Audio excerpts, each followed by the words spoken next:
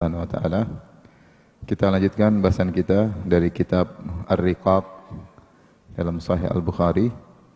Kita masuk pada bab yang baru, babu qaulihi azza wa jalla, bab tentang firman Allah Subhanahu wa ta'ala, inna zalzalatas sa'ati syai'un azim. Sungguhnya goncangan yang terjadi pada hari kiamat adalah perkara yang sangat dahsyat. Kemudian juga dalam ayat yang lain, azifatil azifah, yaitu telah dekat sesuatu yang dekat, maksudnya telah dekat hari kiamat. Demikian juga firman Allah Subhanahu wa taala, iqtarabatis saah, telah dekat hari kiamat. Bab ini menjelaskan tentang dahsyatnya goncangan pada hari kiamat, dan hari kiamat akan tiba, ya. Semua yang akan datang, akan tiba, maka dekat, ya. Orang Arab dahulu mengatakan sesuatu yang akan datang dikatakan dengan fakullu atin qarib. Setiap yang akan datang maka dekat. Ayat ini, inna zalzalatas saati syai'un azim, adalah dalam surat Al-Hajj ayat yang pertama. Saya bacakan ayatnya. Ya ayyuhan nasu taqu rabbakum. Wahai manusia sekalian, bertakwalah kepada Rabb kalian. Inna zalzalatas sa'ati syai'un azim. Sungguhnya gempa yang terjadi pada hari kiamat sangatlah dahsyat. Zalzalah maksudnya zilzal, yaitu gempa, kegoncangan. Dan kita tahu di dunia juga ada kegoncangan, dan kita sudah pernah merasakan namanya gempa di atas muka bumi. Dan gempa di bumi mengerikan, ya. Apalagi kawan-kawan yang pernah merasakan gempa yang dahsyat seperti di Lombok, kemudian pernah sebelumnya di Jogja, juga di Poso, ya. Beberapa daerah mereka mengalami di Palu, ya, mengalami gempa yang sangat dahsyat. Dan sebagian mereka bercerita kalau sudah datang gempa, terkadang disertai dengan suara yang mengerikan. Ada suara yang mengerikan. Itu baru gempa di dunia, bagaimana dengan gempa di hari kiamat kelak. Makanya Allah mengatakan syai'un azim. Gempa yang terjadi pada hari kiamat adalah perkara yang sangat dahsyat. Dan kalau kita tahu hal ini, maka hendaknya kita bertakwa kepada Rabb kita. Karena hari kiamat akan tiba, kita akan dibangkitkan, ya, kemudian kita akan diminta pertanggungjawaban oleh Allah Subhanahu wa taala. Setelah itu Allah berfirman, yauma tarawunaha tadhhalu kullu murdi'atin amma arda'at. Hari di mana kalian akan menyaksikan gempa yang dahsyat tersebut. Tadhhalu kullu murdi'atin amma arda'at. Maka wanita yang sedang menyusui akan lupa, lalai dari anak susuannya. Wa tada'u kullu dzati hamlin hamlaha. Dan wanita yang sedang hamil akan keguguran. Wa taran nasa sukara wa ma hum bisukara. Maka engkau akan melihat manusia dalam kondisi sukara, ya, dalam kondisi seperti mabuk. Wa ma hum bisukara, padahal mereka tidak sedang mabuk. Walakinna adzaballahi syadid, akan tapi azab Allah sangat pedih. Inilah yang membuat mereka jalan sepoyongan, bingung apa yang mereka lakukan, seperti orang mabuk, seperti orang bingung. Tapi ayat ini diperselisihkan oleh para ulama. Allah mengatakan inna zalzalatas sa'ati syai'un azim, sungguhnya gempa yang terjadi pada hari kiamat sangat dahsyat. Kemudian Allah mengatakan yauma tarawunaha, kalian akan menyaksikannya. Nah, kejadian ini apakah sebelum ditiupkan sangkakala atau setelah ditiupkan sangkakala? Karena Allah menggambarkan pada kejadian tersebut, yauma tarawunaha tadhhalu kullu murdi'atin amma arda'at. Kalian akan melihat bahwasanya wanita yang sedang menyusui anaknya, dia akan lalai dari anaknya. Dan kita tahu tidak ada perhatian paling besar di dunia ini seperti perhatian seorang ibu terhadap anaknya. Jadi Allah ingin menggambarkan hari tersebut sangat dahsyat, sampai-sampai seorang wanita yang sedang menyusui anaknya, dia tinggal anaknya, dia bingung, dia lalai, ya. Kita tahu seorang ibu enggak mungkin meninggalkan anaknya. Tetapi karena begitu dahsyatnya hari tersebut, maka dia akan tidak peduli dengan anaknya. Demikian juga wanita yang mengandung, wa tada'u kullu dzati hamlin hamlaha, wanita yang sedang mengandung keguguran, keluar anaknya, ya. Nah, ini terjadi sebelum ditiupkan sangkakala atau setelah ditiupkan sangkakala. Khilaf di kalangan para ulama. Khilaf di kalangan para ulama. Zahir ayat menunjukkan bahwasanya ini sebelum ditiupkan sangkakala. Terjadi gempa yang sangat dahsyat. Ada yang mengatakan ini terjadi ketika ditiupkan apa? Sangkakala. Ketika di sangkakala, karena ketika sangkakala ditiup manusia masih dalam kondisi normal. Ada yang mengandung, ada yang menyusui anaknya, ya. Bukan setelah ditiupkan sangkakala kedua hari kebangkitan. Kalau hari kebangkitan, manusia mungkin dibangkitkan bukan dalam kondisi demikian. Maka di sini ada khilaf di kalangan para ulama, ya.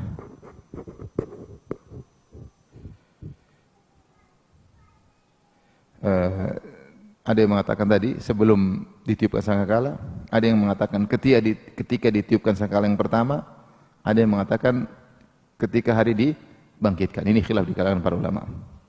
Yang mengatakan sebelum hari kebangkitan, kata mereka wajar kondisi orang masih hamil, kemudian keguguran, ada yang sedang menyusui, kemudian melupakan anaknya. Ini kondisi-kondisi manusia sebelum hari kebangkitan.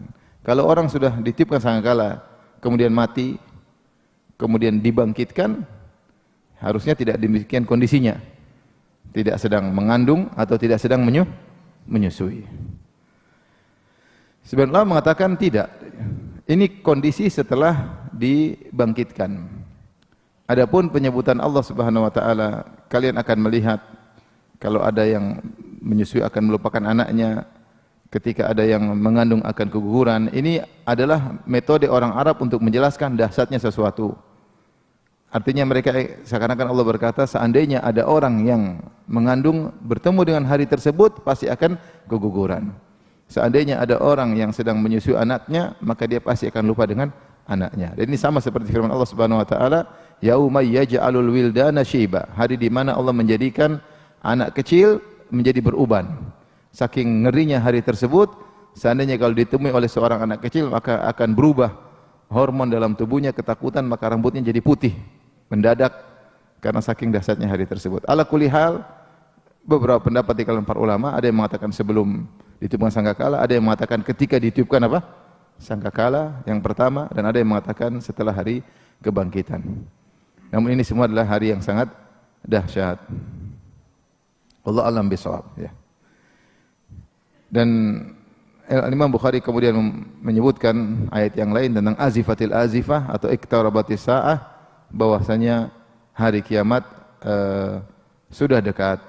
Dan Allah telah mengatakan wa ma yudrika la'alla sa'ata qarib, bisa jadi hari kiamat itu dekat. Dan Rasulullah SAW telah mengatakan bu'ithu ana wa sa'aka hataini, aku diutus dengan hari kiamat seperti ini, ya. Ya, ini menunjukkan bahwasanya hari kiamat sudah dekat. Ada yang mengatakan dekat ditinjau dari umur dunia yang begitu panjang, ya. Ya, taruhlah umur dunia ini, taruhlah misalnya sebagaimana perkataan para ahli, ya, geologi atau ahli, ya, dan macam-macamnya, mereka mengatakan umur dunia sampai jutaan tahun. Maka kalau cuma sisa ribuan tahun, dekat atau jauh? Dekat, ya, dibandingkan dengan jutaan tahun. Tapi intinya orang Arab mengatakan kullu atin qarib, semua yang akan datang maka dianggap dekat, dan semua yang mustahil, ya, maka dikatakan jauh. Makanya Allah mengatakan mereka yarawnahu ba'idan wa narahu qariban, ya. Mereka memandang hari kiamat ba'idan maksudnya mustahil, wa narahu qariban, sementara kami memandang hari kiamat dekat maksudnya tidak mustahil, maka akan datang.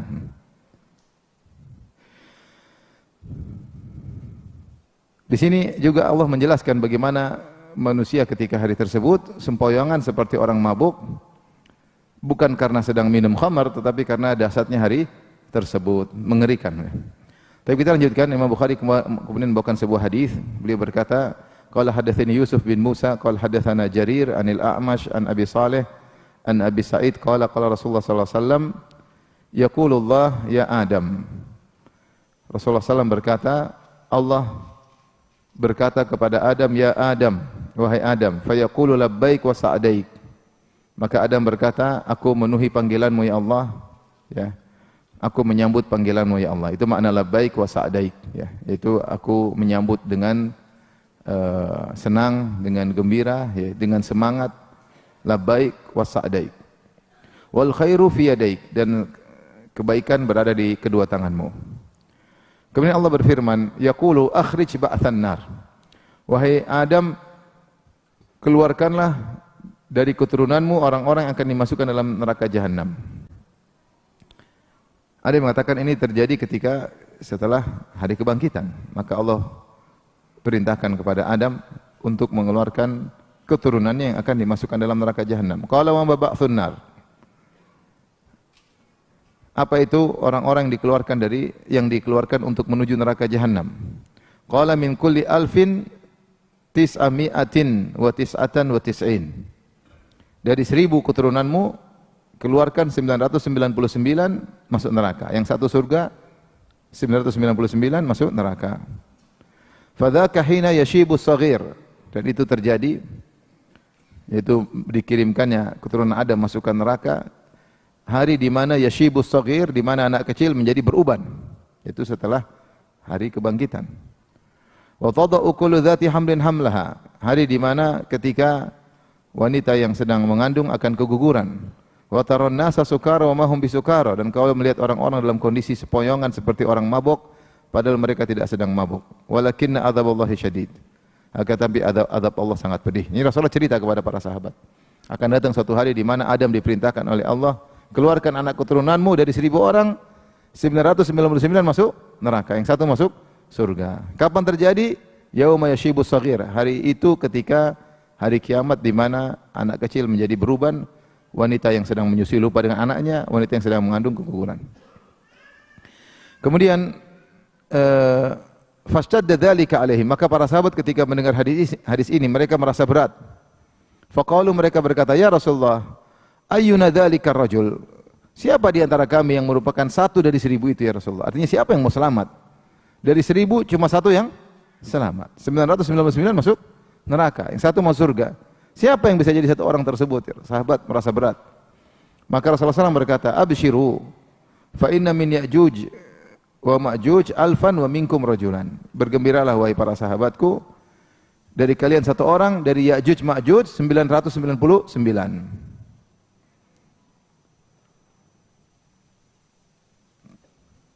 Jadi kita tahu bahwasanya Ya'juj Ma'juj adalah dua kabilah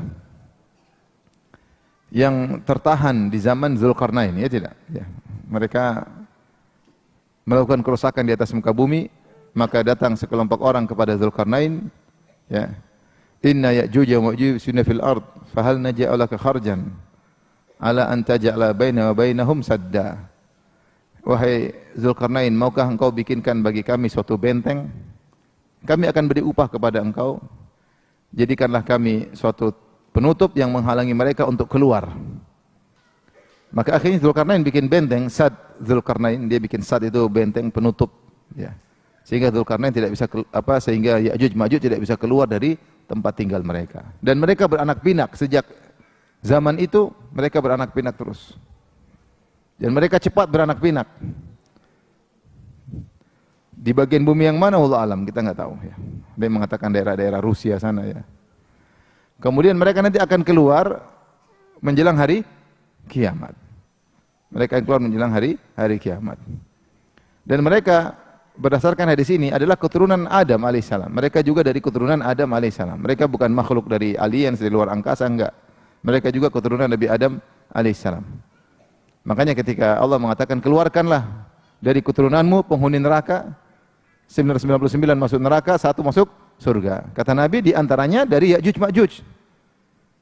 Dari Ya'juj Ma'juj. Karena sahabat merasa takut, gimana ya Rasulullah? Gimana kami bisa jadi satu dibanding 1000? Bagaimana kami bisa menjadi satu orang tersebut? Dari 1000 satu yang selamat. Ya. Kemungkinan sangat kecil, ya. 0,01 apa? persen. Berat, ya. Berapa? 0,1% ya? 0,1%. Intinya sangat berat, 1/1000 kemungkinannya. Maka Nabi mengatakan, bergembiralah, sungguhnya ya, kalian satu orang, sisanya dari Ya'juj dan Ma'juj. Sehingga Ya'juj Ma'juj menunjukkan dia adalah keturunan Nabi Adam.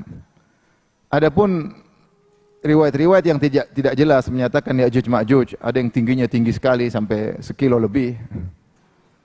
Ada yang bilang tinggi mereka bahkan cuma mungkin 1 hasta, ya, pendek ya. Ada yang mengatakan Ya'juj Ma'juj telinganya lebar ya. Sehingga kalau dia mau tidur dia gelar telinganya, dia tidur di telinganya. Telinga satu buat alas, telinga satu buat selimut. Ini semua tidak benar. Mereka adalah makhluk seperti manusia biasa. Rasulullah sebutkan dalam sebagian riwayat, mereka ibarat seperti wajah orang Mongol. Kalau kita dengar baca hadis-hadis, seperti wajah mereka seperti orang Mongol. Ya. Tetapi mereka di mana? Wallahu a'lam bishawab. Nah, sejak zaman Dzulkarnain ini khilaf. Tinggal di zaman Nabi siapa? Ada yang mengatakan di zaman Nabi Ibrahim alaihissalam. Kalau zaman Nabi Ibrahim alaihissalam, ya ribuan tahun lalu. Kemudian mereka terjebak dalam suatu tempat, mereka beranak pinak dan mereka akan keluar hari kiamat. Dan jumlah mereka sangat-sangat banyak. Karena mereka mudah untuk beranak pinak. Entah berapa juta, entah berapa miliar jumlah mereka nanti menjelang hari kiamat. Ya. Maka para sahabat ditenangkan oleh Nabi SAW, jangan khawatir. Ya. Jumlah yang banyak tersebut banyak diambil dari Ya'juj dan Ma'juj. Ibaratnya kita dengan orang kafir yang hidup zaman sekarang tidak sampai 1:1000, ya tidak? Orang Islam berapa miliar sekarang? Sekarang ini 2 miliar. Orang non-muslim berapa miliar? Taruhlah 5. Ya. Jadi cuma 1:2, 1:3. Artinya kalau semua orang Islam masuk surga, 1:3. Tapi orang Islam tidak semuanya masuk apa? Surga. Ya. Tapi kalau diambil dari orang kafir, bukan cuma yang non-muslim yang hidup sekarang, tapi ada juga namanya suku Ya'juj Ma'juj. Ya. Maka kemungkinan 1:1000 mungkin, apalagi sampai hari apa? Kiamat. Karena Ya'juj Ma'juj ini berkembang terus banyak sekali. Nanti makanya mereka ketika hari kiamat mereka keluar dan mereka melakukan kerusakan. Sampai disebutkan mereka lewat suatu danau, yang lewat depan minum, danaunya habis langsung saking banyaknya mereka. Laut itu langsung habis diminum oleh mereka dan mereka membunuh seluruh penghuni bumi ketika itu. Taib. Setelah itu Rasulullah SAW berkata, tadi Rasulullah mengatakan, "Abshiru fa inna min Ya'juj Ma'juj alfan wa minkum rajulan." Bergembiralah wahai para sahabatku, nanti yang 1000 diambil dari Ya'juj Ma'juj, dari kalian 1 orang. Tsumma qala, kemudian Rasulullah SAW berkata, "Walladzi nafsi biyadihi inni la atma'u an takunu thulutsa ahlil jannah." Demi zat yang jiwaku berada di tangannya, sungguh aku berharap kalian itu sepertiga penghuni surga. Yaitu dibandingkan dengan umat-umat sebelumnya, mudah-mudahan kalian sepertiga penghuni surga. Qala fahamidna Allah wa kabbarna. Kami pun muji Allah dan kami bertakbir. Tsumma qala walladzi nafsi biyadihi inni la atma'u an takunu syatra ahlil jannah. Sungguh aku ini berharap, benar-benar berharap semoga kalian menjadi setengah penghuni surga. Inna mathalakum fil umami kamathalis sya'arati al-bayda fi jildi thawril aswad. Sungguhnya perumpamaan kalian dibandingkan umat-umat yang lain seperti perumpamaan satu helai bulu yang putih di tubuh thawr, banteng yang berwarna hitam. Ya. Artinya kalian cuma sedikit. Jadi kalau ada banteng warna hitam, tentu ada bulu putih. Kalian kira-kira seperti itu. Kalian dibandingkan dengan seluruh umat yang lain. Au raqmati fi dhira'il himar, atau seperti raqmah di kakinya himar. Pahanya himar. Raqmah. Jadi kalau ada kaki himar, terkadang kan kakinya berbulu semua. Terkadang di sela-sela kaki tersebut ada sebentuk semacam bulatan, ya. Di situ daging tumbuh atau seperti tulang tumbuh, tidak ada bulunya, tidak ada apa? Bulunya. Itu dalam bahasa Arab namanya raqmah. Seperti ada luka tapi dia bukan luka, memang dari sananya. Sehingga kakinya yang tadinya berbulu ternyata ada bagian kecil yang tidak berbulu, dia agak keras, kulit yang keras atau semacam tulang, itu namanya raqmah. Itu Rasulullah menggambarkan bahwasanya kalian itu jumlahnya apa? Sedikit dibandingkan orang-orang kafir yang ada. Ya. Maka Rasulullah berharap bahwasanya kalian wahai para sahabatku atau kaum muslimin, kalian itu adalah setengah penghuni surga, yaitu dibandingkan dengan umat-umat nabi-nabi sebelumnya. Baik, ikhwan dan akhwat yang rahmati Allah Subhanahu wa taala, ini dalil tentang dahsyatnya hari kiamat kelak, ya. Dan pada hari kiamat kelak Allah akan berbicara dengan Nabi Adam alaihissalam, kemudian menyuruh Nabi Adam untuk mengeluarkan dari keturunannya untuk masuk neraka jahanam. Dari 1999 masuk neraka, kemudian yang satu masuk surga. Allahul musta'an. Tapi kita lanjutkan bab berikutnya, ya.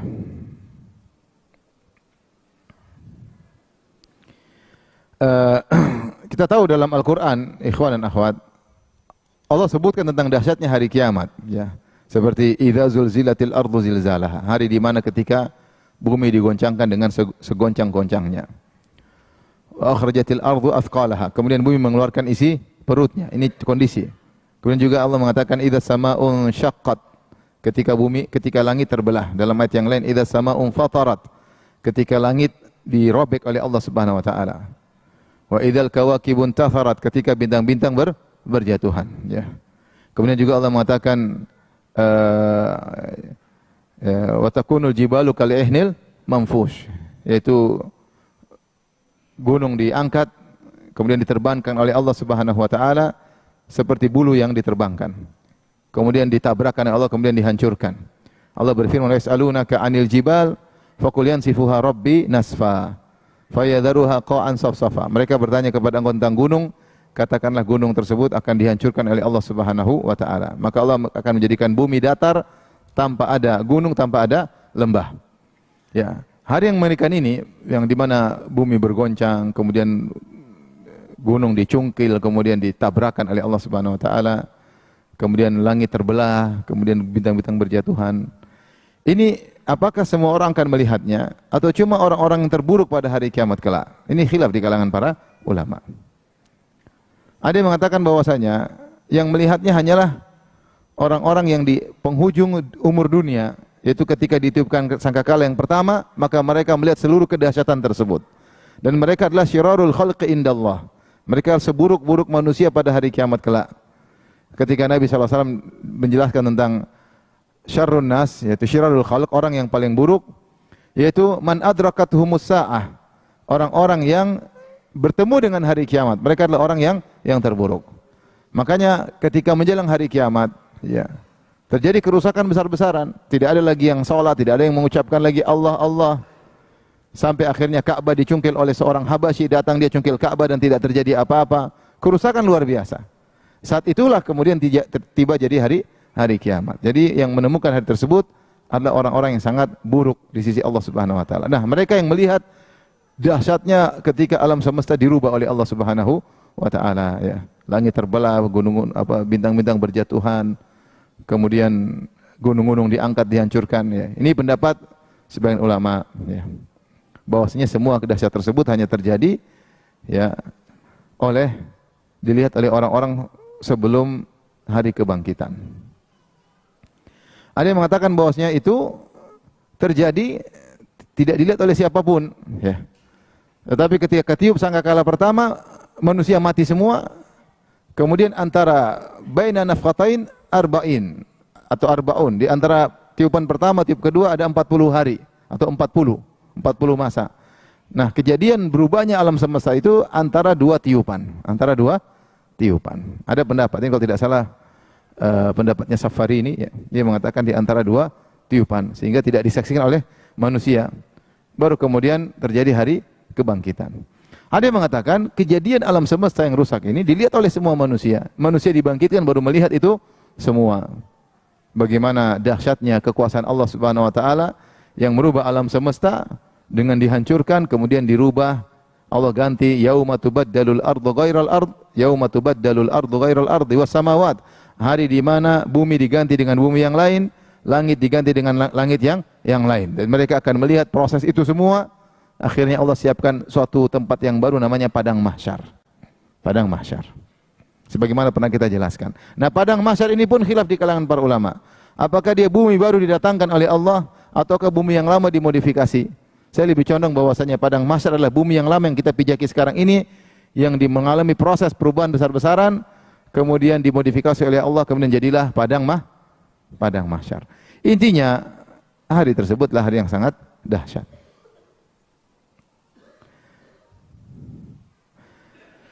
Baik, kita lanjutkan. Kemudian Bukhari berkata rahimahullah, babu qaulillahi ta'ala ala yadhunnu ulaika annahum mab'utsun. Tidakkah mereka yakin bahwasanya mereka akan dibangkitkan di yaumin azim, pada hari yang sangat dahsyat, yauma yaqumun nasu lirabbil alamin, hari di mana manusia akan berdiri untuk menanti kedatangan Allah Subhanahu wa taala. Wa qala Ibnu Abbas berkata, wa taqatta'at bihimul asbab, pada hari tersebut seluruh asbab akan terputus. Apa itu asbab? Kata Ibnu Abbas, al-wusulat fid dunya, segala hubungan, segala relasi akan terputus pada hari tersebut. Segala relasi akan terputus pada hari tersebut. Taib, ayat yang pertama yang dibawakan Imam Bukhari menggambarkan tentang Allah ingatkan tentang hari yang sangat dahsyat.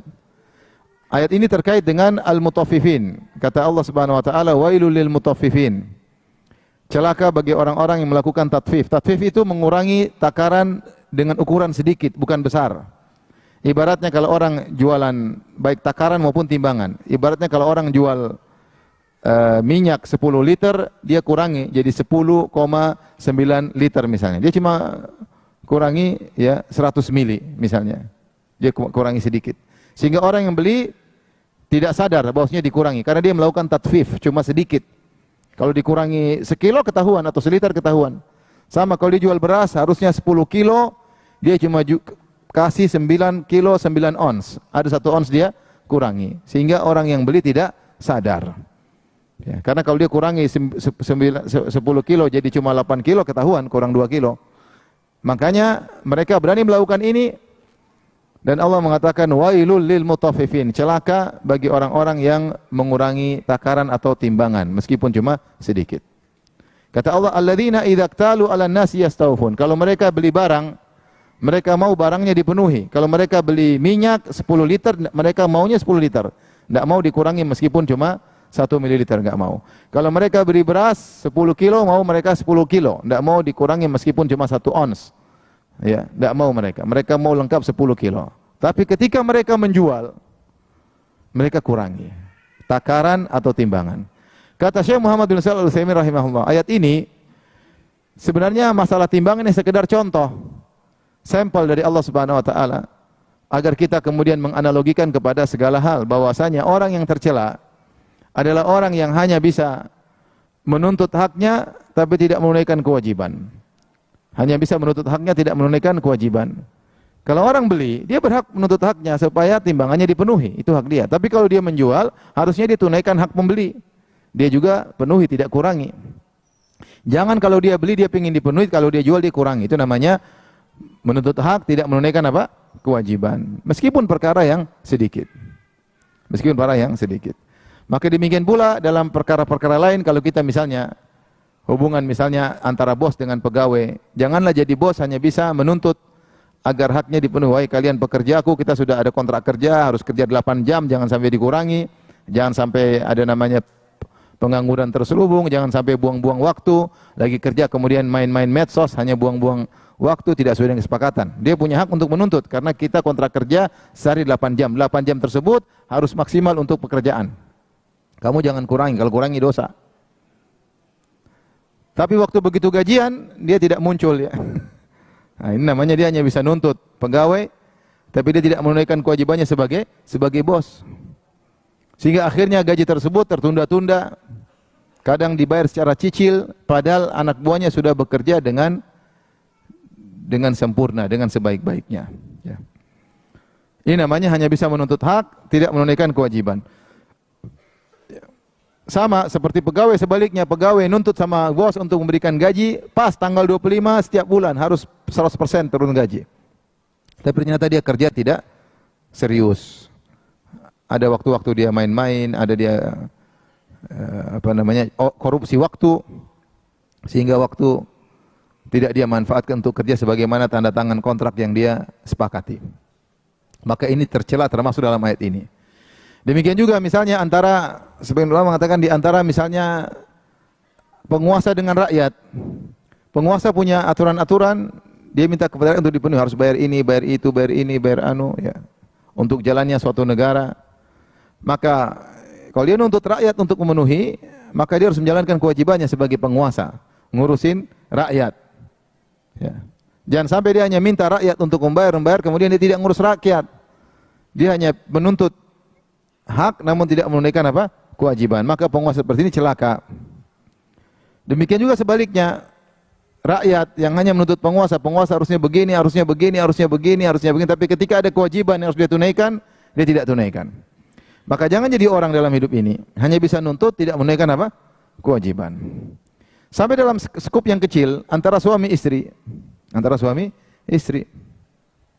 suami jangan hanya nuntut, ya istri kamu harus begini, begini, harus jadi istri soleha, ini dalilnya banyak, segudang dalil, tidak boleh ngangkat suara, tidak boleh ini, tapi ketika ada hak istri tidak dia tunaikan, ya.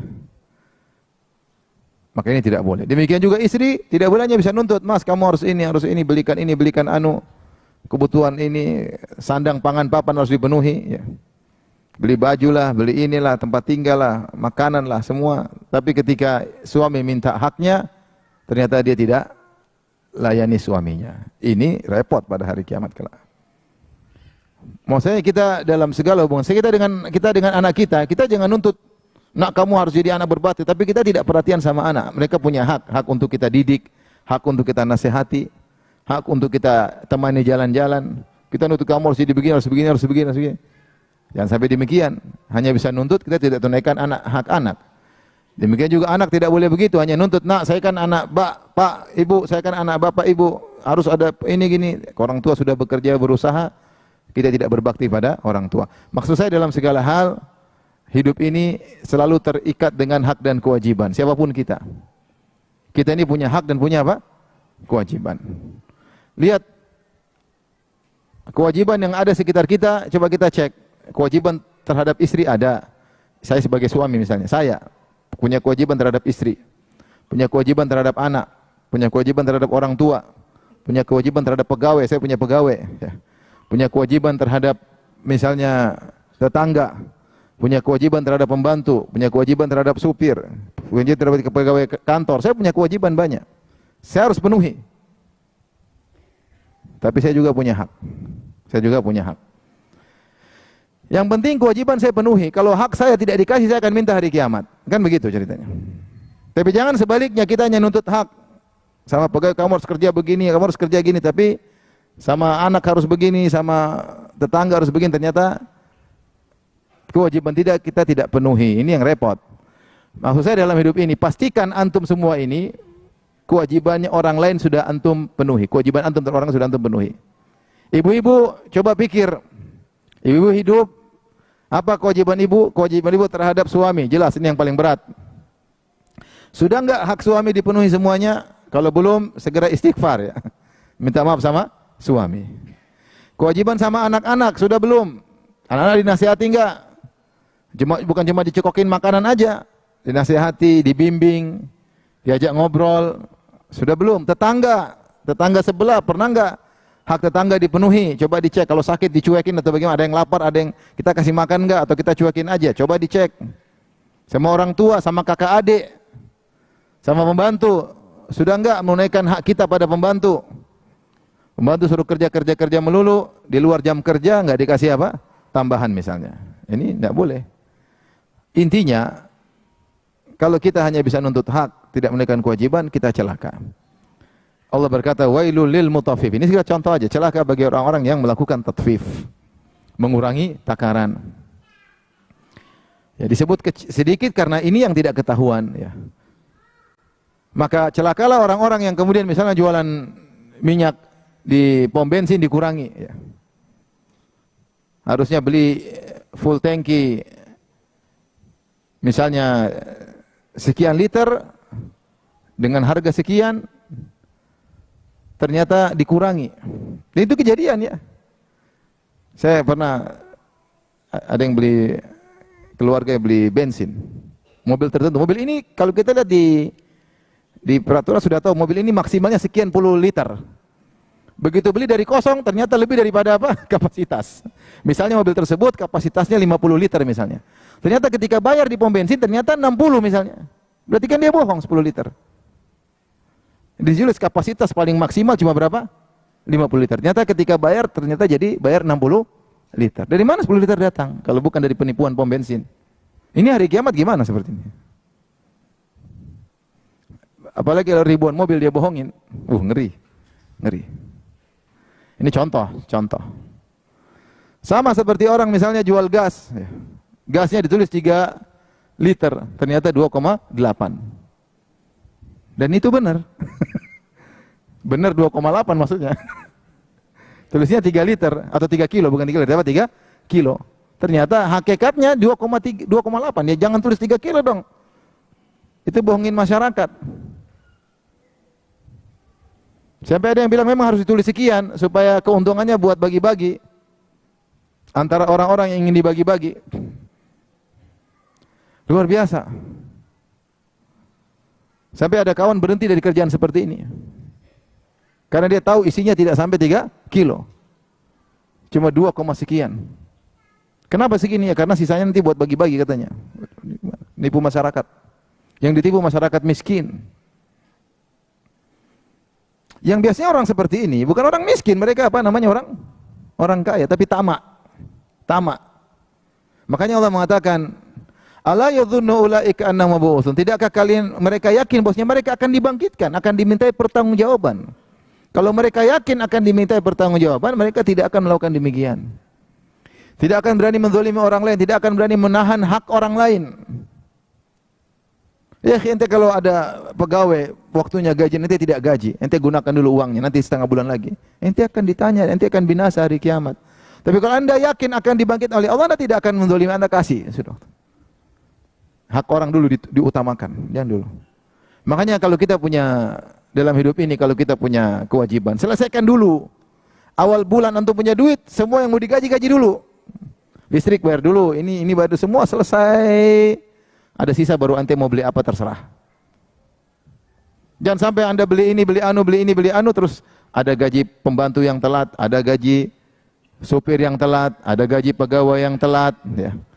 Ada sekolah anak belum bayar, sementara beli mobil baru. Lah ini salah seperti ini. Menunda pembayaran itu sudah zalim. Memunda pembayaran itu sudah apa? Zalim. Dia jadi pusing, harusnya dia terima gaji misal tanggal 25, tertunda jadi 2 minggu kemudian. Dia kan akhirnya susah, harus minta-minta sama orang, pinjam uang, menyusahkan dia. Bahkan anjurannya Nabi SAW mengatakan, berikan gaji qabla an yajifa araku, sebelum keringatnya kering kasih gajinya, harusnya demikian. Ini sudah keringatnya sudah kering, keringat lagi kedua kering, ketiga kering, gaji belum datang-datang. Ini kelihatannya sepele, tapi tidak sepele. Bagi siapa yang beriman kepada hari kiamat, dia akan dibangkitkan, maka jangan pernah menyepelekan hal ini. Ngeri. Makanya Allah mengatakan, "Ala yadhunnu ulaika annahum mab'utsun." Tidakkah mereka yang mengurangi takaran dan timbangan yakin bahwasanya mereka akan dibangkitkan li yaumin azim, di hari yang sangat dahsyat. Yaumin azim, hari yang sangat dahsyat.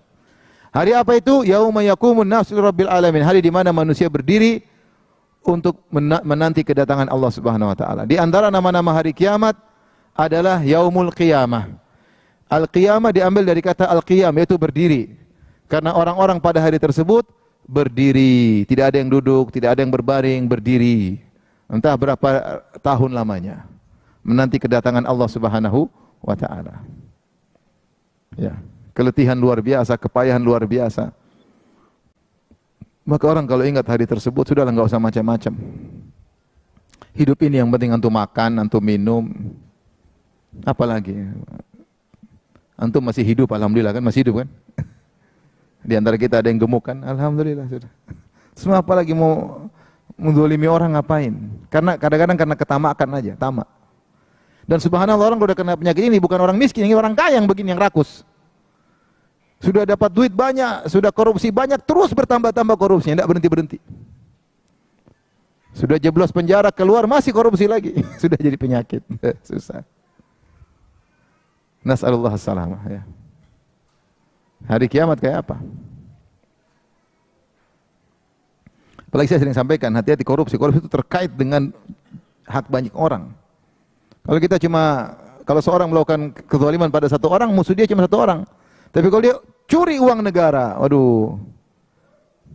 Dia curi uang rakyat, aduh, ini repot hari kiamat. Yang dia mungkin untuk nikmati cuma, ya nikmat apa sih? Mau nikmat apa juga? Duit banyak juga mau ngapain? Dia mau ngapain? Mau beli rumah 10, dia paling tinggal cuma 1. Mau beli tanah 1000 hektar pun dia juga cuma lihat data, tanah saya sudah 1000 hektar. Emang dia jalan-jalan terus ke tanahnya? Enggak juga. Ya enggak. Enggak ngapa-ngapain, dia mau ngapain? Dia mau beli mobil mewah juga enggak berani, takut ketahuan. Uangnya pun dia simpan di luar negeri. Akhirnya kalau uang udah panas ya buat apa? Buat judi, main perempuan, buat zina, buat waliyadzubillah ya. Jalan-jalan ke luar negeri, buang-buang duit di sana ya. Nanti mati, kemudian hisab panjang. Baik. Kemudian Ibnu Abbas berkata, wa taqatta'at bihimul asbab, qala al-wusulat fid dunya. Maka pada hari kiamat kelak semua relasi akan terputus. Semua relasi akan terputus ya. Maka orang-orang yang saling punya hubungan di dunia, mereka akan saling berlepas diri. Tidak ada yang minta tolong ya. Minta tolong sama teman-teman juga tidak mau dimintain tolong. Semua masing-masing merasa susah. Allah berfirman, al-akhillau yawma idzin ba'dhum li ba'dhin aduwwun illal muttaqin. Semua yang berteman pada hari kiamat akan saling bermusuhan kecuali orang bertakwa. Orang bertakwa pada hari kiamat semakin kokoh relasi mereka. Adapun orang yang bersahabat bukan karena agama, bukan karena Allah Subhanahu wa taala, maka mereka akan saling berlepas diri pada hari tersebut. Ya. Baik, kita lanjutkan. Kemudian Bukhari berkata, rahimahullah taala, haddatsana Ismail bin Aban, qala haddatsana Isa bin Yunus, qala haddatsana Ibnu Aun, an Nafi' an Ibni Umar radhiyallahu anhuma anin Nabi sallallahu alaihi wasallam qala, dari Ibnu Umar radhiyallahu anhuma dari Nabi sallallahu alaihi wasallam beliau bersabda, yauma yaqumun nas li rabbil alamin. Menafsirkan ayat ini, hari di mana manusia berdiri untuk menunggu kedatangan Allah Subhanahu wa taala. Qala yaqumu ahaduhum fi rashihi ila ansafi udhunaihi. Salah seorang dari mereka berdiri untuk menunggu Allah Subhanahu wa taala dalam keringatnya, berdiri dalam keringat, tenggelam dalam keringatnya sampai keringatnya mencapai tengah telinganya. Telinganya sampai ngelewati mulut sampai di sini. Kenapa? Karena matahari didekatkan, tuduna syams, matahari didekatkan. Kita lihat hadis berikutnya. Imam Bukhari berkata, qala haddatsani Abdul Aziz bin Abdullah, qala haddatsani Sulaiman an Thawr bin Zaid an Abil Ghaith an Abi Hurairah radhiyallahu anhu anna Rasulullah sallallahu alaihi wasallam qala. Rasulullah sallallahu bersabda, ya'raqun nasu yaumal qiyamah. Manusia keringatan pada hari kiamat kelak. Hatta yadhhaba arakum fil ardi sab'ina dhira'an, sampai air masuk dalam tanah sedalam 70 dhira', 70 hasta. Ini air sampai masuk, air keringat mereka. Kalau ini setengah meter berarti sekitar 35 meter, 40 meter keringat mereka masuk. Jadi di atas sudah saking banyaknya sampai masuk ke bawah. Wa yuljimuhum hatta yablugha adhanahum, sampai keringat mengenai mulut mereka, sampai mengenai telinga mereka. Naik keringat begitu banyak. Tapi hadis-hadis ini menjelaskan tentang kondisi yang dahsyat pada hari kiamat kelak. Bahwasanya pada hari kiamat kelak tuduna syams, matahari didekatkan. Dalam sebagian riwayat qadramil la adri amilil makhala. Aku tidak tahu yang dimaksud oleh Nabi apakah mil yang digunakan untuk celak, yaitu kalau kita ada celak kan ada besinya kan. Besinya itu yang taruh di mata. Apakah maksudnya seukuran itu dekat sekali dengan kepala atau seukuran 2, atau maksudnya adalah mil, maksudnya masafah, yaitu 1,8 kilometer. Dalam riwayat mil au milain, 1 mil atau 2 mil. Matahari sekarang jaraknya berapa kilo? Tergantung teori bulat, bumi bundar atau bumi apa? Datar. Tapi ada yang kita pelajari, kalau sebagaimana kita yakini bahwasanya bumi itu bulat, maka matahari disebutkan jaraknya menurut sebagian ahli adalah sekian puluh juta kilometer ya. Ada 150 juta kilometer, jauh sekali lah. Berjuta-juta kilometer, jauh sekali. Itu aja kepanasan luar biasa, kita nggak kuat. Gimana kalau didekatkan dengan jarak 1 mil, 2 kilo misalnya, atau 2 mil, 4 kilo. Sangat dekat. Maka manusia ketika itu tidak kuat. Mereka bercucuran keringat. Tetapi manusia ketika dibangkitkan pada hari kiamat dimodifikasi oleh Allah Subhanahu wa taala. Sebagaimana sudah pernah kita jelaskan dalam proses pembangkitan. Proses hari apa? Kebangkitan, ya. Sehingga manusia, kata Allah, fabasaru kal yauma hadid, ya. Orang kalau meninggal maka pandangannya menjadi tajam, maka dia bisa melihat malaikat yang sebelumnya tidak bisa dia lihat, ya. Kemudian manusia dibangkitkan, lihat penghuni neraka, tubuh mereka dibesarkan oleh Allah Subhanahu wa taala. Sehingga kalau mereka disiksa secara detail, ya. Kata Allah tentang api neraka, allati tattali'u al-afidah, di mana api tersebut masuk ke dalam jantung mereka. Jadi kalau api dunia membakar luar dulu baru dalam, kalau api neraka langsung bakar luar dalam. Masuknya cepat. Kalau kita kan bakar sesuatu luar dulu baru panas, nanti baru masuk ke dalam. Kalau api neraka tidak, langsung masuk luar dalam. Apinya dari dalam luar langsung membakar. Dan itu pun mereka tidak mati-mati. Mereka tidak mati-mati. Kenapa? Tubuh mereka dimodifikasi. Dibesarkan, disiksa. Kemudian mereka bisa melihat malaikat, mereka bisa lihat iblis, mereka bisa lihat jin. Demikian juga penghuni surga, orang-orang beriman, ya, mereka juga dibangkitkan dengan dimodifikasi sehingga bisa mereka melihat apa yang tidak bisa mereka lihat. Dan kalau mereka mau surga, mereka akan bisa melihat Allah Subhanahu wa taala yang selama ini mereka tidak bisa apa? Lihat. Intinya manusia, tubuh mereka dimodifikasi oleh Allah sehingga ketika matahari jarak 1 mil atau 2 mil mereka tidak mati. Cuma mereka merasakan kepayahan yang luar biasa. Keringat bercucuran tidak habis-habisnya. Dan ini kita tidak bisa menganalogikan hari kiamat dengan hari sekarang, ya. Alam yang berbeda. Keringat bercucuran, panas. Sebenarnya mengatakan panas tersebut sebabnya karena matahari yang dekat. Kemudian juga mereka berdiri terus. Berdiri terus, ini juga menjadi keletihan. Kemudian mereka juga sempit satu dengan yang lainnya. Padat manusia. Sehingga padat manusia itu panas. Udah pernapasan panas, keringat satu dengannya semakin panas. Sehingga mulailah keringat bercucuran. Kata Nabi SAW dalam hadis yang lain, wa yakunul araqu ala qadri a'malihim. Dan keringat sesuai dengan kadar amal mereka. Wa minhum man yablughu araquhu ka'baihi. Ada yang keringatnya cuma mencapai 2 mata kakinya. Itu orang-orang yang amalnya baik, ya. Keringat cuma sedikit, cuma sampai mata kaki. Dan ada di antara mereka yang keringatnya sampai ke betisnya, ada. Ini masih mending. Dan ada yang keringatnya ila haqawai, sampai ke bokongnya, ya, air sampai banyak, air keringat. Dan ada sampai ke mulutnya, wa minhum man yaljumuhu iljaman, sampai ke mulutnya. Dan ada yang sampai ke telinganya, tadi disebutkan hadis, telinganya. Ustaz, bagaimana? Kita nggak tahu, ya, orang beda-beda. Intinya dia tenggelam dalam keringatnya. Masing-masing tenggelam dalam keringat. Ini hari kiamat macam-macam. Ada orang kafir aja berjalan dengan kepalanya gimana? Ketika Nabi ditanya, bisa jalan di atas kepala ya Rasulullah orang kafir? Kata Nabi SAW, alaysa alladhi amsyahu ala rijlaihi qadiran an yumshiyahu ala ra'sih.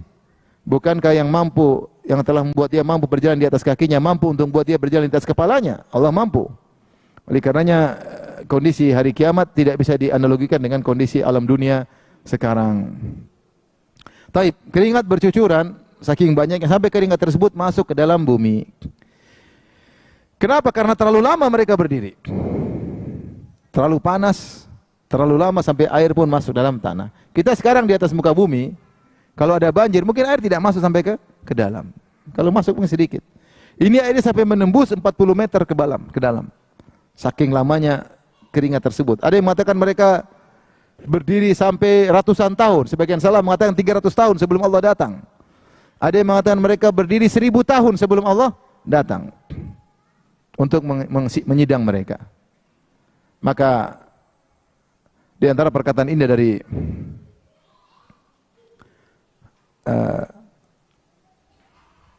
Al-Ghazali, coba saya nukil, ya. Saya ingin bacakan perkataannya.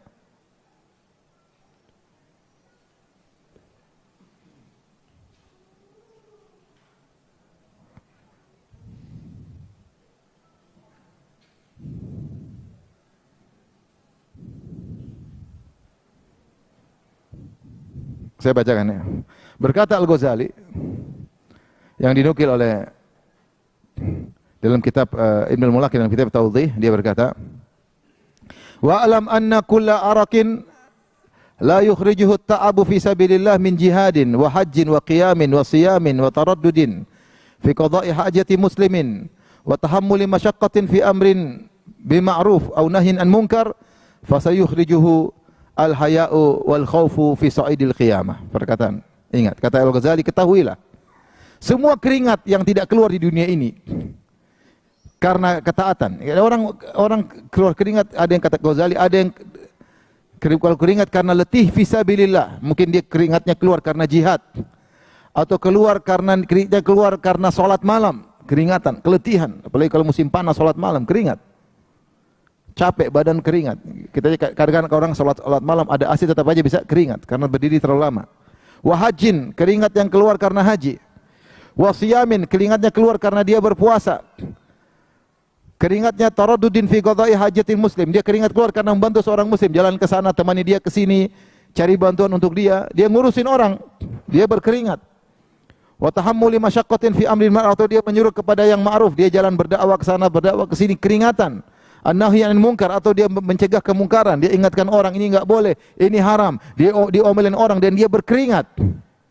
Kalau keringatnya tidak keluar karena ini, fasayukhrijuhul haya'u wal khawfu fi sa'idil qiyamah, maka keringatnya akan keluar pada hari kiamat karena ketakutan. Karena ketakutan, karena rasa malu. Maka sungguh bahagia orang di dunia keringatnya keluar karena Allah, maka akan sedikit keringatnya pada hari kiamat. Tetapi yang di dunia keringatnya enggak pernah keluar karena Allah, dia akan menderita pada hari kiamat. Keluarnya keringatnya keluar bukan karena Allah, tapi karena ketakutan, karena rasa malu. Yatulu fihi karabuhu atau karbuhu, maka dia akan panjang penderitaannya. Walau salima ibnu Adam minal jahli wal gurur la alima anna ta'abal araqi fi hamli masaibid dunya ahwanu amran wa aksaru zamanan min araqil karb wal intidhari fi yaumil qiyamah. Kalau seorang anak Adam selamat dari kebodohan, dari tertipu dengan dirinya sendiri, maka dia akan tahu bahwasanya keletihan, keringat yang keluar di dunia lebih ringan daripada keringat yang akan keluar pada hari kiamat kelak. Keringat yang keluar di dunia cuma sebentar, sementara keringat pada hari kiamat kelak sangat lama, sangat panjang. Makanya saya bilang tadi, ada yang mengatakan seorang berdiri ratusan tahun, ada yang 1000 tahun sampai Allah datang. Makanya ketika manusia sudah kepayahan pada hari kiamat kelak, matahari dengan jarak pendek, akhirnya mereka minta syafaat kepada para nabi. Datanglah mereka kepada Nabi Adam. Tujuannya apa? Wahai Adam, berilah syafaat kepada kami, minta Allah segera datang agar mulai persidangan. Ini sedang menunggu aja sudah seperti itu. Adam bilang tidak bisa. Kemudian Nabi berikutnya, ya, Nabi Nuh, kemudian Nabi Ibrahim, Nabi Musa, Nabi Isa, sampai Nabi Muhammad SAW, baru kemudian Allah datang untuk mulai persidangan. Ini semuanya menanti dalam kondisi kepanasan.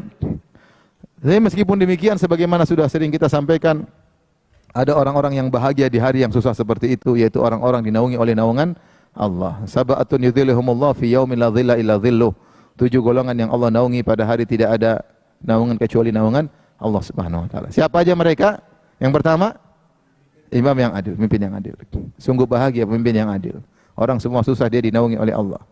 Yang kedua, anak muda yang taat kepada Allah. Yang ketiga, 2 orang yang saling bersaudara karena Allah, bertemu karena Allah, berpisah karena Allah. Bukan karena dunia, saya teman sama dia bukan karena urusan dunia, enggak. Tapi karena dia beriman, saya teman dia. Karena dia beriman, saya membersamai dia. Yang keempat, orang yang hatinya selalu rindu kepada masjid. Kalau enggak ke masjid rasanya enggak enak.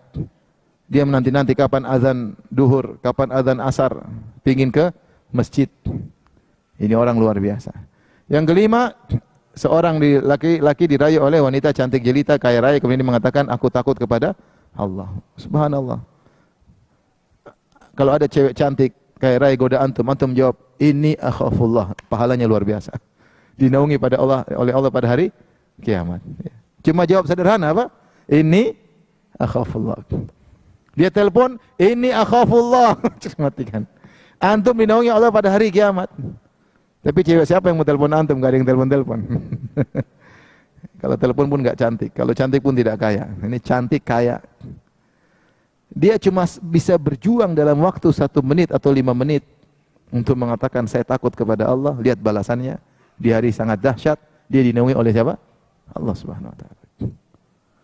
Yang keenam, seorang yang berinfak dengan tangan kanannya kemudian dia sembunyikan sampai tangan kirinya tidak tahu apa yang di tangan kanannya. Dia berusaha menyembunyikan amal solehnya.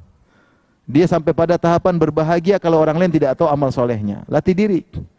Apa faedahnya? Hari yang dahsyat ini antum akan selamat.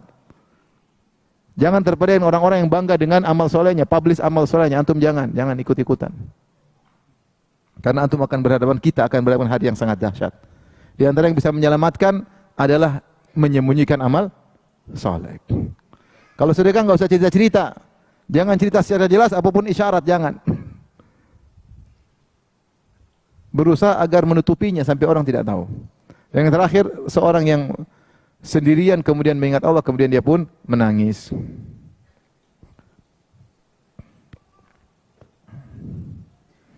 Tapi kita lanjut satu bab lagi, nanti nggak habis-habis buku ini ya. Masih kuat ibu-ibu? Apa sudah cukup? Masih kuat? Masih ya. Baik, babul qisas yaumal qiyamah. Bab qisas hari kiamat kelak. Wahiyal haqqah. Ya. Lianna fiha thawab wa hawaq al-umur. Dan hari kiamat disebut al-haqqah.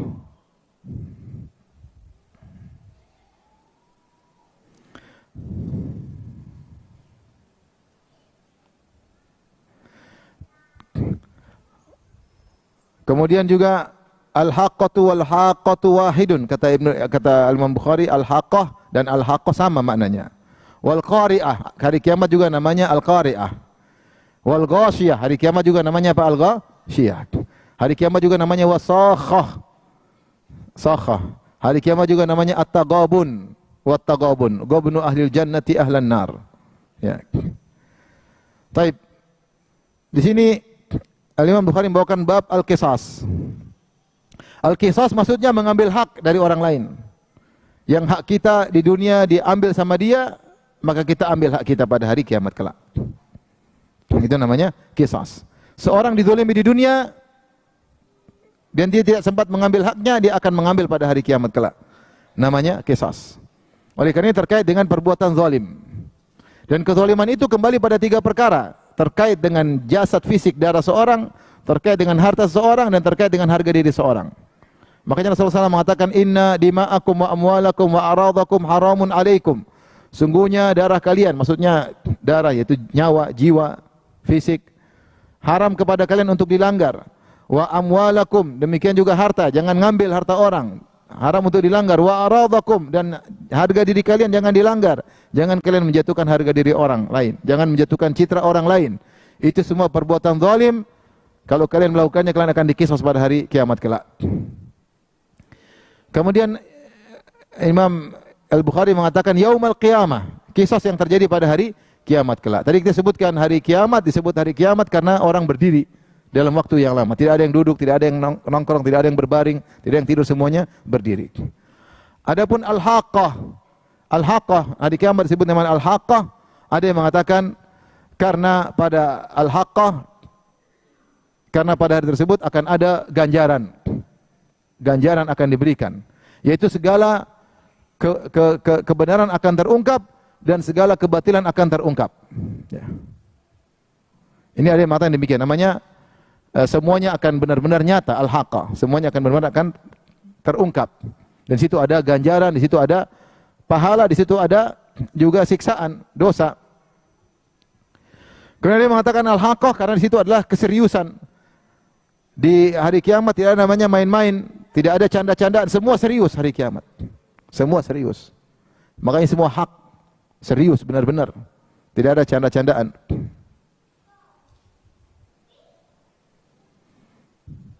Tapi adapun al-qari'ah, al-qari'ah maknanya adalah musibah yang berat, musibah yang besar. Qari'ah dalam Al-Qur'an disebutkan qari'ah. Ada yang mengatakan itu kondisi hari kiamat yang sangat dahsyat yang menghantam hati setiap orang. Semua orang pasti ketakutan melihat hari tersebut. Para nabi aja ketika didatangi oleh manusia untuk minta syafaat, maka Nabi Adam berkata, Inna rabbi qad ghadiba al-yawma ghadaban lam yaghdab qablahu mithlahu wala ba'dahu. Sungguhnya Rabbku sedang murka pada hari ini. Allah tidak pernah murka sebelumnya seperti ini dan Allah tidak akan murka setelahnya seperti ini. Jadi dahsyatnya hari kiamat, seorang akan disidang, berdiri di bawah terik matahari, kemudian akan dihisap, akan ditimbang, akan lewat sirat. Ini semuanya bikin dia takut. Jangankan ketika dibangkitkan, sebelum dibangkitkan, melihat bagaimana dahsyatnya alam berubah. Langit terbelah, bintang-bintang berjatuhan, mengerikan. Kita baru lihat sedikit sudah ketakutan. Gimana kalau gempa dahsyat? Siapa yang tidak takut? Maka tiba Al-Qari'ah, yaitu kedahsyatan hari kiamat yang buat takut siapa saja yang menghadapinya. Kemudian di antara namanya adalah Al-Ghasyiyah. Yaitu Ghasyiyah artinya meliputi. Taksya itu maksudnya meliputi. Maksudnya apa? Ketakutan tersebut meliputi semua orang. Rasa takut meliputi semua orang. Semua orang rasa takut hari tersebut. Adapun Sakhah, di antara nama hari kiamat Sakhah, yaitu yang memekakkan telinga, membuat telinga menjadi buta. Itu maksudnya terkait dengan tiupan sangkakala. Fa idza ja'atis Sakhah, jika datang tiupan sangkakala yang sangat keras. Allah telah membinasakan sebagian umat ya dengan tiupan apa? Sangkakala. Dengan tiupan apa? Suara yang guntur, yang geledek. Pernah terjadi umat-umat terdahulu seperti kaum Tsamud. Allah bikin suara guntur yang keras buat mereka mungkin pecah gendang telinganya, mati. Pada hari kiamat kelak akan terdengar suara ya, sangkakala yang sangat dahsyat yang buat orang bisa tersiksa dan mati.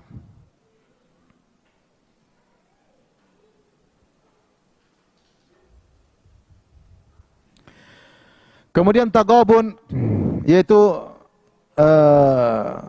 ahlul jannah dengan ahlun nar ya. Ada yang mengatakan bahwasanya at-taghabun yaitu orang merasa, taghabun artinya dirugikan, ya. Dirugikan. Pada hari kiamat kelak banyak orang merasa dirugikan atau dia merasa rugi, bukan dirugi, dia merasa rugi. Apa merasa ruginya? Di antara merasa rugi yaitu kenapa dia beramal sedikit ternyata ganjarannya sangat apa?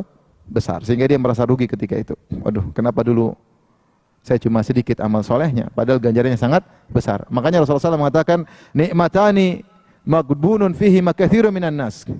Dua nikmat yang banyak orang terpedaya, itu sehat dan apa? Waktu luang. Seandainya dia gunakan kesehatannya dan waktu luangnya untuk kebaikan, tentu dia tidak akan terpedaya, dia tidak akan rugi, dia akan mendapatkan keuntungan yang banyak. Nah, banyak orang ketika hari kiamat dia merasa rugi. Kenapa dulu saya tidak banyak beramal saleh? Sama, dia merugi, dia melakukan maksiat, dia tidak menyangka ternyata dampaknya luar biasa, dia rugi. Dia merasa rugi.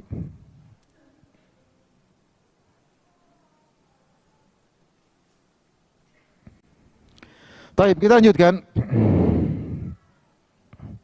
Al-Imam Bukhari membawakan satu hadis. Beliau berkata, qala hadatsana Umar bin Hafs, qala hadatsana Abi, qala hadatsana Al-A'mash, qala hadatsani Syaqiq. Sami'tu Abdullah radhiyallahu anhu qala Nabi sallallahu alaihi wasallam awwalu ma yuqda bainan nas fid dima. Yang pertama kali disidang oleh Allah pada hari kiamat masalah darah. Sebelum harta, sebelum yang lain, darah. Ini paling ngeri.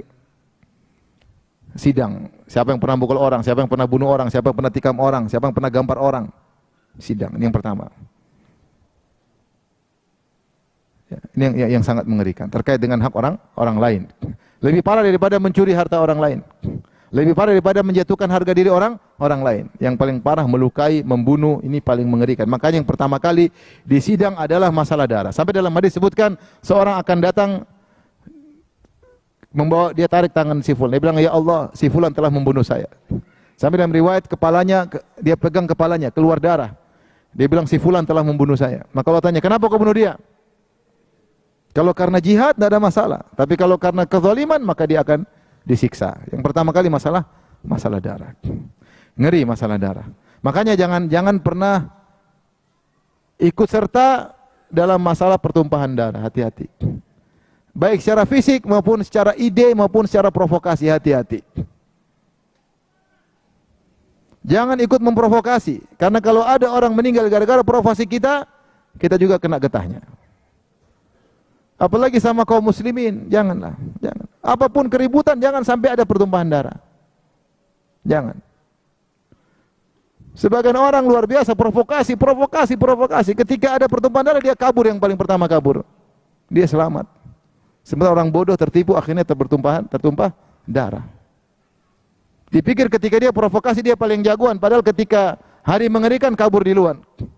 Tapi orang yang bodoh sudah terprovokasi, terjadi pertumpahan darah. Sama muslim dengan muslim. Hati-hati. Seperti demo-demo yang kemudian terjadi pertumpahan darah, jangan ikut-ikut provokasi. Mau aparat, mau rakyat, sama-sama muslim. Sama-sama punya orang tua, sama-sama punya istri, sama-sama punya suami, sama-sama punya anak. Sama punya kakak adik, kalau satu kehilangan yang lain juga sedih.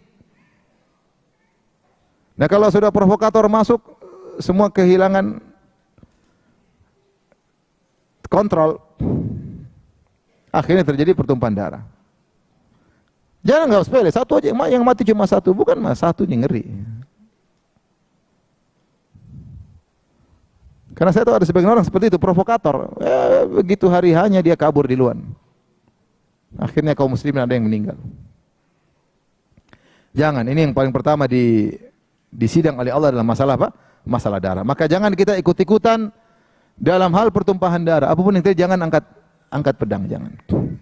Bahkan dalam ketika muncul fitnah luar biasa kata Nabi, "Kun Abdullah maktulan wala takun Abdullah al-qatil." Jadilah engkau hamba Allah yang terbunuh, jangan kau jadi hamba Allah yang membunuh. Kalau sudah fitnah luar biasa. Jangan.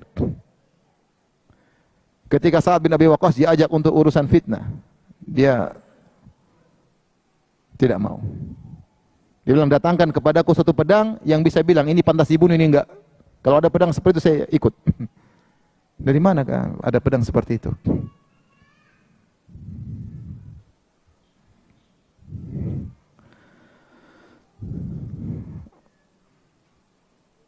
Baik, berikutnya Al-Imam Bukhari berkata, qala hadatsani Ismail qala hadatsani Malik an Sa'id al-Maqburi an Abi Hurairah anna Rasulullah sallallahu alaihi wasallam qala, "Man kanat indahu madlamatun li akhihi falyatahallalu minha." Siapa yang berbuat zalim kepada saudaranya, minta dihalalkan sekarang juga. Sebelum hari kiamat, sebelum mati. Fa innahu laisa thamma dinar, karena pada hari kiamat enggak ada dinar lagi, wala dirham, tidak ada dirham. Kalau sekarang masih kita bisa bayar. Min qabli an yu'khadha li akhihi min hasanati, sebelum kebaikannya diambil diberikan kepada saudara yang dia zalimi. Fa illam yakun lahu hasanat, kalau ternyata dia tidak punya kebaikan, ukhidha min sayyiati akhihi, maka dosa-dosa saudaranya diambil, faturhat alaih, kemudian dilemparkan kepadanya. Usahakan jangan kita ada masalah sama muslim, usahakan. Dan kita tidak boleh berbuat zalim kepada siapapun, muslim dan muslim enggak boleh zalim, enggak boleh. Zalim celaka, meskipun zalim sama orang kafir, kita celaka. Karena tidak ada seorang pun dimasukkan neraka kecuali diambil haknya dari penghuni surga. Meskipun yang kita zalimi orang kafir, kalau kita pernah zalimi dia, maka dia akan nuntut sebelum dia dimasukkan dalam neraka. Mungkin ngurangi nerakanya sedikit mungkin. Tapi orang yang di surga akan berkurang derajatnya.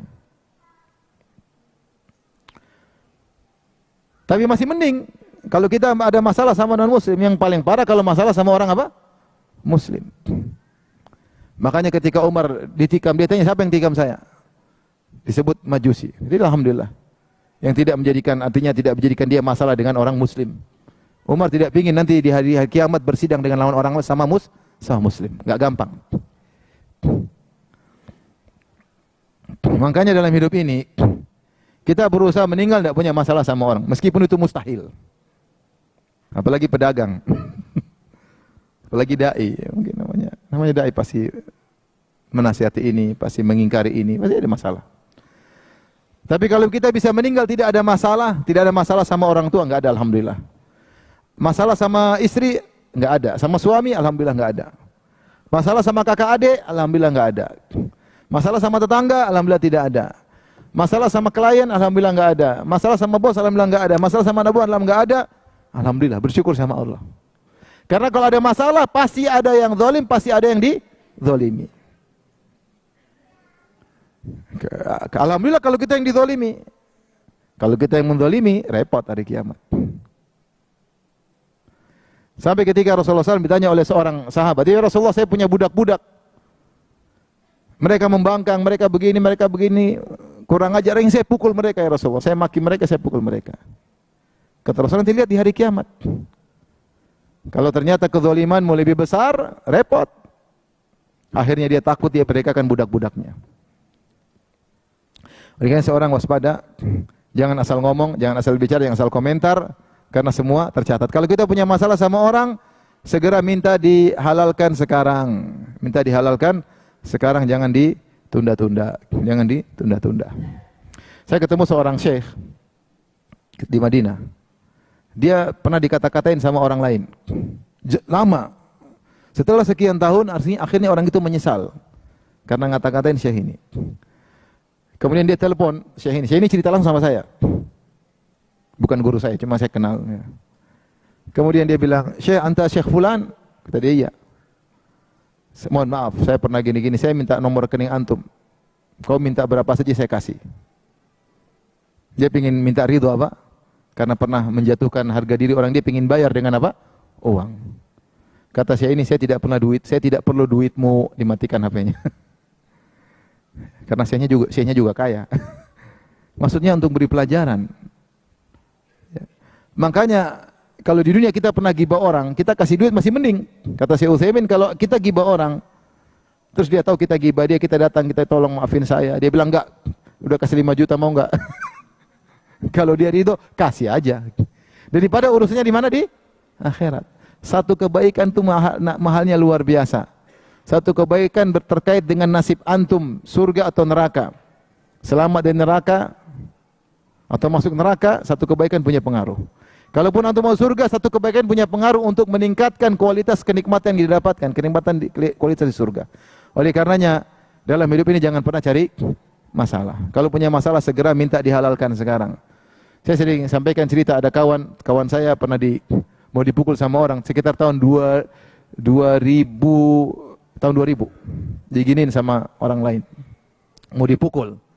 Kawan saya juga jago, tapi dia tidak melawan. Dia biar ditarik-tarik mau dipukul, dia lawan. Dia tidak diam aja. Subhanallah, orang yang memukul itu, yang memukul dia itu, 20 tahun kemudian minta maaf sama dia. Minta maaf, bilang, "Si fulan, saya dulu pernah," teman saya nggak lupa, iya, saya masih ingat. Masih ingat. Diginiin. Dia minta maaf, setelah minta maaf, meninggal nih orang yang minta maaf. Subhanallah. Alhamdulillah. Allah kasih kesempatan dia minta maaf. Daripada meninggal belum sempat minta maaf. Makanya kalau kita punya masalah sama orang, segera kita minta maaf. Sebelum kita meninggal dia duluan atau dia meninggal duluan. Kalau sudah meninggal, repot terusnya di akhirat. Makanya ibu kalau punya masalah sama suami, minta maaf sekarang.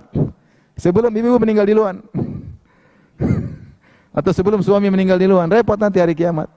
Mending selesai sekarang, sudah saling meridhoi, saling memaafkan, agar tidak ada masalah pada hari kiamat kelak. Baik, sampai sini saja, terlalu lama kajian kita. Insyaallah kita lanjutkan kesempatan yang lain, hadis berikutnya insyaallah taala pada kesempatan yang lain. Wallahu taala alam bisawab.